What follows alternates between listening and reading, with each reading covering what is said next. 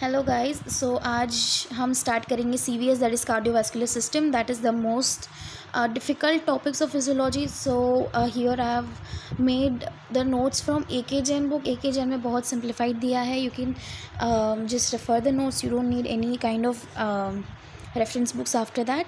सो ये जो नोट्स है वो बहुत सिंप्लीफाइड है। अगर आप ध्यान से मेरे साथ पढ़ेंगे तो मैं जो समझा रही हूँ वो समझेंगे, तो आपको जो मेरे नोट्स है वो समझ में भी आएंगे। सिर्फ पढ़ने के लिए नहीं पढ़ना है, समझना भी है। So let's begin this. मेरे को बहुत सारे रिक्वेस्ट आए थे CVS अपलोड करो, तो अब मैं अपलोड कर रही हूँ। तो आई वांट मैक्सिमम व्यूज़ और maximum people to support this. Now cardiovascular system में हम पहला जो पार्ट देखेंगे that is physiological anatomy of heart. So physiological anatomy of heart में हम देखेंगे कि कार्डियक चेम्बर्स इन हार्ट के बारे में। तो जो हार्ट है हमारा, जो उसका वेट है दैट इज़ 300 ग्राम्स। हार्ट में 4 चेम्बर्स होते हैं। जो 2 चेम्बर्स हैं that is atria and 2 chambers ventricle के होते हैं। जो 2 चेम्बर्स एट्रिया के होते हैं जो थिन वॉल्ड होते हैं, जो वेंट्रिकल्स है वो थिक वॉल्ड है। एट्रिया, जो दोनों एट्रिया हैं वो सेपरेटेड होते हैं इंटर एट्रियल सेप्टम से, और जो वेंट्रिकल्स हैं वो इंटर वेंट्रिकल सेप्टम से। ये बहुत ही कॉमन चीज़ें हैं जो आपको ऑलरेडी आती है, बट एक बार रिवाइज कर लो। जो एट्रिया है वो सर्व करता है कैपेसिटी फंक्शन में और कंट्रैक्शन में। So this serves as a function of capacity function. एक तो कैपेसिटी मतलब उसके पास एक कुछ होल्ड करने की जो टेंडेंसी होती है that is capacity function. And then contraction तो कराता ही है एट्रिया। नाउ जो राइट एट्रियम है that receives the blood from systemic circulation via SVC and IVC। So जो राइट एट्रियम है वो क्या करता है, जो SVC और IVC है, जो सिस्टमिक सर्कुलेशन बॉडी में जितना भी सर्कुलेशन हो रहा है अपर लिम लोअर लिम में से, वो कहाँ जाएगा, SVC और IVC सुपीरियर वेना के वे इन्फीरियर वेना के वे में जाएगा, और फिर वो ड्रेन करेगा किस में, राइट एट्रियम में। जो लेफ्ट एट्रियम में जो ब्लड आता है दैट इज़ फ्रॉम लंग्स। तो लंग्स में कहाँ से, वाया पल्मोनरी वेन्स। सो पहले तो it receives the blood from the lungs via pulmonary vein. तो लंग्स से ब्लड कहाँ जाता है, पल्मोनरी वेन में, और पल्मोनरी वेन से वो कहाँ ड्रेन करता है, लेफ्ट एट्रियम में। नाउ जो हमारे वेंट्रिकल्स हैं वो सर्व करते हैं एज अ पम्प। तो हमारे पास 2 वेंट्रिकल्स हैं, right ventricle and left ventricle. So दोनों एज अ पम्प काम करेंगे, सेपरेट पम्प काम करेंगे। जो राइट वेंट्रिकल है वो सप्लाई करेगा किसको, it supplies the lungs via the pulmonary artery. तो जो पल्मोनरी आर्टरी है उसके थ्रू वो लंग्स को सप्लाई करता है, कौन, right ventricle. Now because of intrathoracic location of pulmonary blood vessels, pulmonary circuit offers less resistance to blood flow. जो पल्मोनरी आर्टरी है या पल्मोनरी जो भी सर्किट्स हैं, ब्लड वेसल्स हैं हमारे बॉडी में, तो वो इंट्राथोरेसिक है, उसका लोकेशन इंट्राथोरेसिक मतलब थोरैक्स के अंदर। तो जो इंट्राथोरेसिक लोकेशन है उसकी वजह से वो जो रेजिस्टेंस है ब्लड फ्लो का वो कम हो जाता है। हालांकि जो सिस्टमिक आर्टरीज़ है उसमें जो रेजिस्टेंस है वो ज़्यादा है। तो पल्मोनरी ब्लड वेसल्स में रेजिस्टेंस ब्लड फ्लो का कम है और सिस्टमिक आर्टरीज़ में ज़्यादा है। Left ventricle supplies the systemic circuit via aorta. So जो लेफ्ट वेंट्रिकल है उसको कौन सप्लाई करता है, वो सप्लाई किसको करता है, सिस्टमिक सर्किट को। और कैसे, एओर्टा के थ्रू। तो एओर्टा के थ्रू जाता है वो सिस्टमिक सर्किट में। तो जो लेफ्ट वेंट्रिकल है वो पूरी बॉडी में क्या ब्लड पहुंचाता है, कैसे, एओर्टा के थ्रू। एओर्टा ब्रांचेस में डिवाइड होते हैं और पूरी बॉडी को सप्लाई करते हैं, सिस्टमिक सर्किट को सप्लाई करते हैं। जो सिस्टमिक आर्टरीज होती है मैंने पहले ही बताया कि उसके अंदर ग्रेटर रेजिस्टेंस होता है ब्लड फ्लो के प्रति, और जो पल्मोनरी vessels है, blood vessels, they have less resistance. Now when we compare right ventricle and left ventricle, the work of the left ventricle is more, the thickness of the left ventricle is more.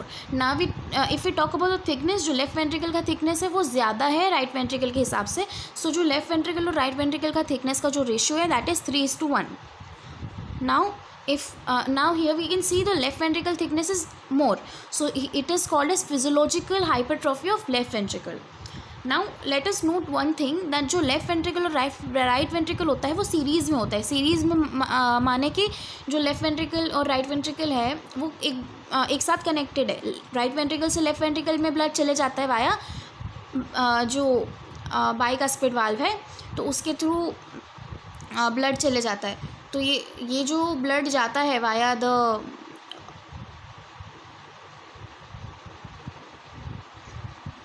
सो जो right ventricle और left ventricle है that is connected and the blood goes continuously.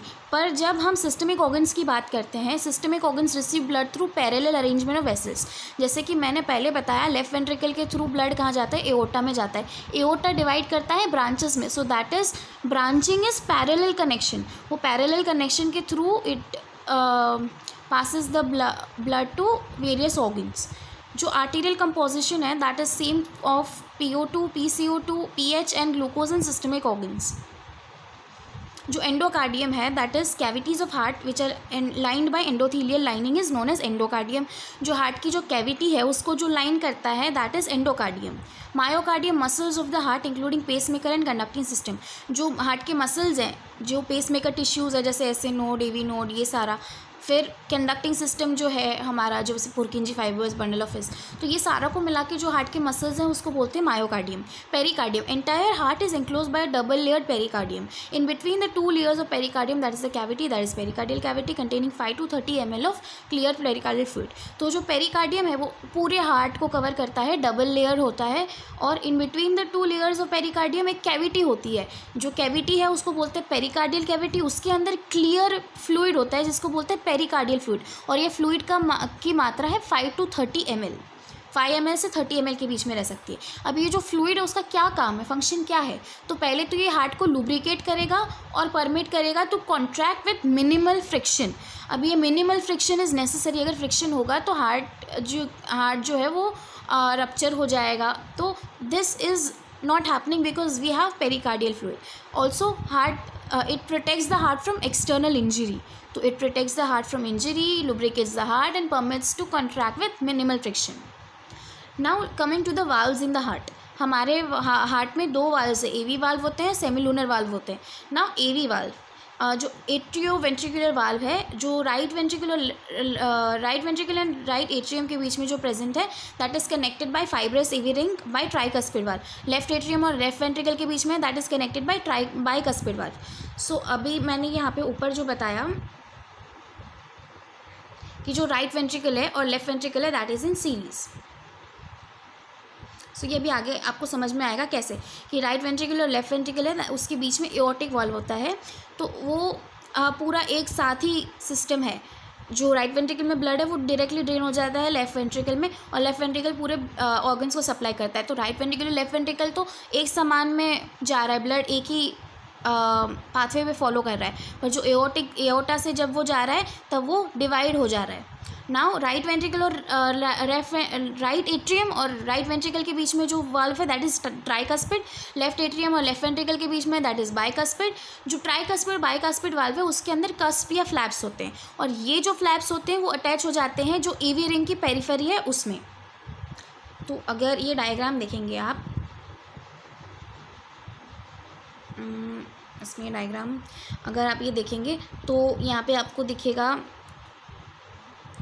ये तो chorda टेंडिनी दिख रहा है, here it is not visible, but अगर आप ये AV रिंग को ध्यान से देखेंगे आपको समझ में आ जाएगा. AK जैन बुक उठाइए, इंदु खुराना उठाइए और देखिए कॉर्डा टेंडिनी. अभी कॉर्ड लाइक स्ट्रक्चर्स होते हैं जो ओरिजिनेट करते हैं पेपिलरी मसल्स से, दैट इज़ कॉर्डा टेंडिनी. अभी यहाँ पे ये फिगर में आपको कॉर्डा टेंडिनी दिखेंगे जो फाइबर थ्रेड्स की तरह जो दिख रहे हैं that is chordae tendineae. Now papillary muscle ये अराइज करते हैं इनर बॉर्डर ऑफ वेंट्रिकल्स में से, और they are attach to the free edges of the valve flaps. ये यहाँ पे दिख रहा है जो पेपिलरी मसल्स हैं, जो मसल की तरह दिख रहे हैं, जो थोड़े फूले फूले से हैं, दैट इज़ पेपिलरी मसल्स. जो पेपिलरी मसल्स हैं they contract when ventricular valves contract but don't help the valve to close, instead prevent the bulging of the valve into atria during ventricular contraction. अभी इसका क्या मतलब है, जब papillary muscle कब contract करते हैं, जब वेंट्रिकुलर वॉल्व कॉन्ट्रैक्ट करता है, और ये वाल्व जो AV वाल्व है उसको क्लोज करने में मदद नहीं करता है, पर ये क्या करता है, ये जो वाल्व है AV वाल्व उसको बल्ज होने, एट्रिया के अंदर से जो प्रिवेंट करता है बल्ज होने से, bulging of the valve into atria during ventricular contraction. अभी अगर हम हार्ट को इमेजिन करेंगे, यहाँ पे एक हार्ट का पिक्चर है मेरे पास, तो अगर मैं यहाँ पे इमेजिन करूँ कि अगर मेरा जो लेफ़्ट वेंट्रिकल है वो कॉन्ट्रैक्ट कर रहा है, वेंट्रिकल्स कॉन्ट्रैक्ट कर रहे हैं, तो एट्रिया जो अपन एक आप बलून ले लो, तो बलून को इमेजिन करो कि आप नीचे का पोर्शन दबा रहे हो तो ऊपर का ऑटोमेटिकली बल्ज हो जाएगा. तो ये प्रिवेंट करने के लिए हमारे पास क्या है, पेपिलरी मसल्स हैं. तो आपको ये समझ में आ गया होगा, आई होप. हम वापस आ जाते हैं हमारे वाल्व्स के पास. नाउ जो अप्लाइड फिजियोलॉजी, अगर ये जो पेपिलरी मसल्स है उसमें पैरालिसिस हो जाए या कॉर्डेट टेंडिनी रप्चर हो जाए तो क्या होता है, जो एवी वाल होता है वो बल्ज हो जाता है और ये क्या करता है, regurgitation of blood into the atria during ventricular systole. Regurgitation मतलब बैक फ्लो होना ब्लड का, रीगर्जिटेशन मतलब ब्लड का पीछे जाना। तो जो वेंट्रिकल से ब्लड सिस्टोल करेगा तो वेंट्रिकल से ब्लड कहाँ चले जाएगा, एट्रिया में चले जाएगा। तो ये कब होगा, जब पैरालिसिस ऑफ पेपिलरी मसल्स होता है या रप्चर ऑफ कॉर्डेट टेंडिनी होता है। सेमिलूनर वाल्व, सेमिलूनर वाल्व में 3 फ्लैप्स होते हैं हाफ मून शेप के। अभी पल्मोनरी वाल्व, सेमिलूनर वाल्व के 2 टाइप्स, एक तो पल्मोनरी और एक एओर्टिक। जो पल्मोनरी वाल्व है that is situated at pulmonary orifice, aortic valve है सिचुएटेड एट एओर्टिक ओरिफिस। जो पल्मोनरी वाल्व है that leads from right ventricle to pulmonary artery, और जो एओर्टिक वाल्व है that leads from left ventricle to aorta. अभी ये जो semilunar valves हैं they open and close with passive gradient forces, that means this valves are open at onset of ventricular rejection and close when relevant atrial pressure exceeds that of the corresponding ventricle when it begins to relax. अभी इसका ये मतलब है कि ये जो valve का opening और क्लोजर है वो पैसिव ग्रेडियंट फोर्सेस पर डिपेंड करता है, मतलब प्रेशर डिफरेंस पर डिपेंड करता है। जब ये जो वाल्व है वो ओपन होंगे कब, जब वेंट्रिकुलर रिजेक्शन होगा। अगर वेंट्रिकल इजेक्शन होगा वेंट्रिकुलर से तो ये वाल्व ओपन हो जाएंगे, और क्लोज कब होंगे, जब एट्रिया का जो प्रेशर होगा वो वेंट्रिकल के प्रेशर से ज़्यादा होगा। तो ये ओपनिंग और क्लोजर ऑफ सेमिलूनर वाल्व्स है। अब ये जो सेमिलूनर वाल्व्स हैं उसकी ये खासियत है कि वो high pressure in arteries at the end of systole ये विथस्टैंड कर सकते हैं। अभी आर्टरीज का जो सिस्टोल होता है उसके बाद जो प्रेशर बढ़ जाता है ये विथस्टैंड कर जाता है, तो इट डज़ नॉट रप्चर और ये सब नहीं होता है, क्योंकि हमारे पास ये पल्मोनरी और सेमिलूनर जो वाल्व्स है एओर्टिक और पल्मोनरी वो है, और high velocity of blood ejection through them. तो ये सारी चीज़ें विथस्टैंड हो रही है, मतलब ये टॉलरेट कर रहा है ड्यू टू द सेमिलूनर वाल्व्स। अभी हम ये ध्यान देने की बात है, जो हमारा मिट्रल वाल्व है उसके अलावा जितने भी वाल्व्स हैं वो 3 फ्लैप्स के हैं। Mitral valve is of 2 flaps. So this is the diagram. Now proceeding to the heart sounds. Heart sounds, अभी अगर ओपनिंग ऑफ वाल्व होगा तो क्या होगा, ये स्लोली डेवलपिंग प्रोसेस है, इसमें आवाज़ नहीं होगी, डज नॉट प्रोड्यूस वॉइस और नॉइस। जो क्लोजर ऑफ वाल्व है वो बहुत सडन प्रोसेस है, और इसके अंदर क्या होता है, जो सराउंडिंग फ्लूइड होता है वो वाइब्रेट होने लगता है और इसकी वजह से आवाज़ आती है। So this is when the heart sound is produce.